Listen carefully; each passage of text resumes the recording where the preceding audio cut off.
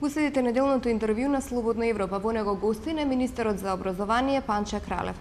Како нов министер за образование, планирате ли да направите корекции во однос на измените на законот за високо образование, бидејќи тие предизвикуваат незадоволство кај универзитетските професори? Прв пат по подолго време видовме универзитетски професори да излезат на протести. За законот за високо образование, предложените измени беа направени со цел да се поттикне на некој начин истражувачката свест и истражувањето кај професорите, со тоа што би се довело секако до објавување на трудови кои ќе во списанија кои имаат импакт фактор. Секако дека ние како министерство планираме во следниот период да ги следиме исклучувањата и коментарите, како и иницијативите на професорите и на универзитетите. Ние сме тука и континуирано сме во комуникација со јавните универзитети, меѓутоа и со приватните универзитети на таа тема. И во следниот период ќе ги разгледаме сите предлози и сите решенија кои доаѓаат и од нивна страна. На крајот на денот сакам да потенцирам дека целта на тој закон и наша континуирана цел во следниот период ќе остане токму таа, да го поттикнеме и да овозможиме поголемо научно-истражувачка дејност од страна на професорите и на целата академска заедница. Еве ќе ви спомнам некои од одредбите. Во наредните години нема да може да биде одбран професор ако нема научни трудови во странски публикации. Колку ова е фер критериум кога не е зголемен буџетот за наука? Од аспект на буџетот за наука можам да потенцирам дека веќе е формиран од страна на владата Комитетот за научно-истражувачка дејност, кој во следниве години ќе треба да го одреди темпото на зголемување на буџетот за наука и за истражување. Тоа на нас на некој начин е уврска согласно ЕУ препораките. Ако земеме во просек, земјите од Европската унија одвојуваат и до 3% од својот бруто домашен производ на наука и на истражување. Ние сега како земја која се соочува нормално континуирано со фискални предизвици како и сите во регионот, не можеме да се обврземе на такви драстични зголемувања, меѓутоа наша цел е во догледен период согласно буџетските можности да возможиме поголем буџет за наука и за истражување. Европската унија веќе размислува за новата програма Хоризонт 2020 и размислува за еден вид на регионален пристап во однос на оваа програма и ние мораме како држави, не само Македонија, него целиот регион да се приспособиме кон овие трендови. Меѓутоа, хроничен е проблемот со недостаток на кадри. Со новите одредби нема да има асистенти, а демонстранти нема да може да бидат оние што немаат докторски студии. Малку од демонстрантите ги исполнуваат овие услови. Како ќе се решава овој проблем?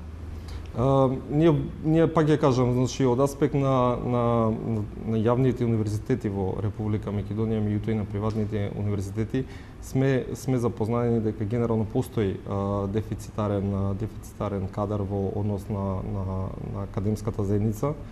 Неколку пати разговаравме за тоа како е најдобро, значи, да се пристапи кон пополнување на овие места и како да се овозможи поголем пристап до академската заедница од страна на заинтересираните студенти.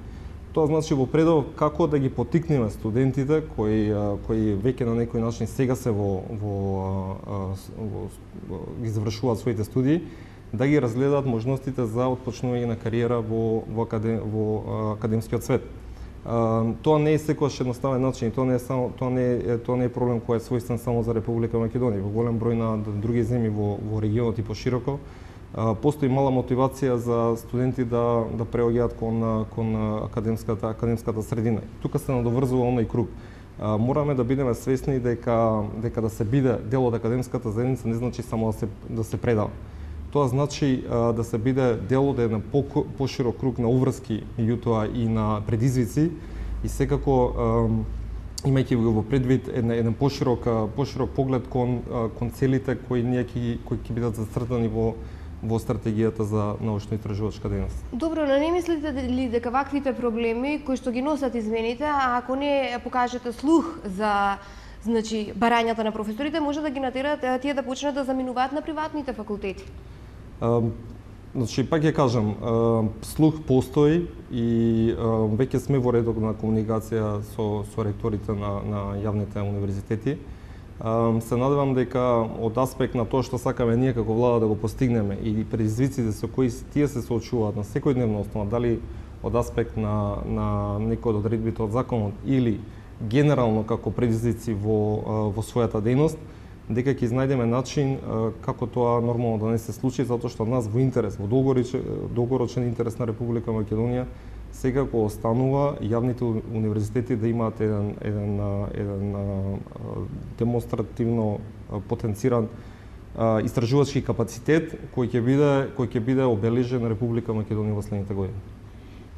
Со новите чекори се сака да се внесат повисоки критериуми, меѓутоа во делот на основното и средното образование некаде има и основни проблеми.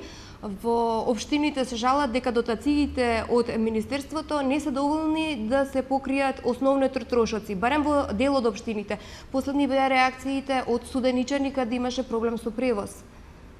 Јас не ги негирам потребите нити барањата на општините за зголемување на дотациите, посебно затоа што живееме во еден свет каде што дел од овие трошоци варираат. Ако земеме трошокот за гориво, за транспорт и така натаму, тоа не е нешто што е фиксно и што може да го определите од денес за утре, а камоли од почетокот до крајот на годината.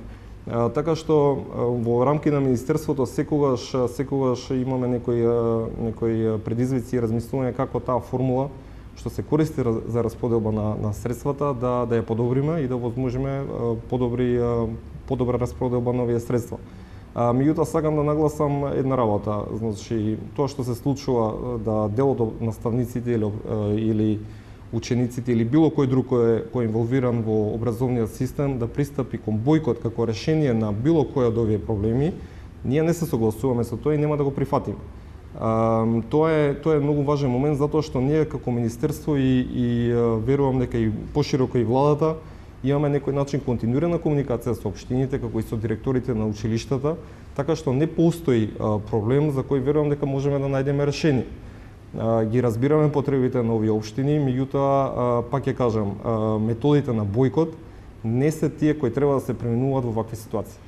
Го споминавте бојкотот, но на една друга тема, имено и годинава повторно имаме барања за етнички чисти училишта. Како мислите да се справите со овој проблем? Што се однесува до таквите барања, ние како министерство не можеме да прифатиме етнички чисти паралелки. Ние веќе долго време работиме на концептот на интегрирано образование. Како и претходно, значи бојкотот нема да го реши проблемот. Самиот факт што ученици или наставници не учествуваат во образовниот процес се рефлектира негативно врз сите. Мора да се има постојана комуникација и со општината, и со директорите, и со општината, и со министерството. Дел од основните училишта, значи со процесот на децентрализација на образованието, ингеренциите се секако во рамки на општините. Ние како министерство, доколку постои потреба, сме спремни да им излеземе во пресред за да ги задоволат барањата на основните училишта во рамки на овие општини. Меѓутоа, пак ќе потенцирам, бојкот на почетокот на школската година само се одразува негативно врз целата заедница која е засегната од овој проблем. Лани се случи убиство во рамки на училишен двор. Колку се заштитени училиштата? Почна да функционира еден полицаец на 3 училишта. Дали е тоа доволно?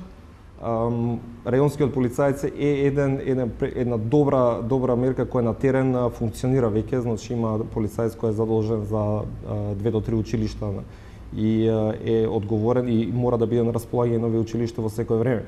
Меѓутоа секако дека и други инструменти и други техники ние планираме да ги примериме за да се искорени оваа појава.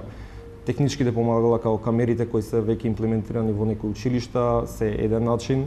Меѓутоа верувам дека основниот и главниот начин преку кој можеме да дојдеме до решение на овој проблем е поширока социјална комуникација. Јас не се согласувам со тоа дека ние треба да наметнуваме одредени мерки. Да наметнеме мерка камери или да наметнеме мерка полицајци во секој училиште, не е тоа начинот за кој треба да продолжиме понатаму.